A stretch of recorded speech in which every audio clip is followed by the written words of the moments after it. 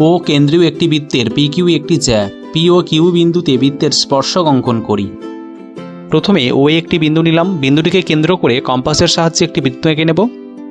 এবার বৃত্তের ওপর দুটি বিন্দু নিলাম, পি এবং কিউ। স্কেলের সাহায্যে পি এবং কিউ বিন্দুটি যোগ করে দিলাম। পি কিউ হলো বৃত্তের জ্যা। স্কেলের সাহায্যে ওপি এবং ও কিউ বিন্দুগুলি যোগ করে দিলাম। এখন পি বিন্দুতে স্পর্শক অঙ্কনের জন্য ওপি রেখার ওপর পি বিন্দুতে একটি লম্ব অঙ্কন করে নেব, অর্থাৎ পি বিন্দুতে একটা 90 ডিগ্রি কোণ এঁকে নেব।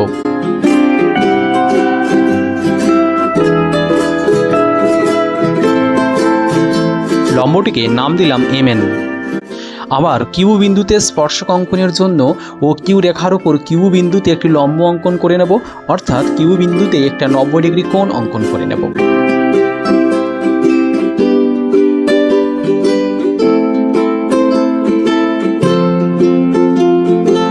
লম্বটিকে নাম দিলাম CD। MN এবং CD হল পি ও কিউ বিন্দুতে বৃত্তের স্পর্শক।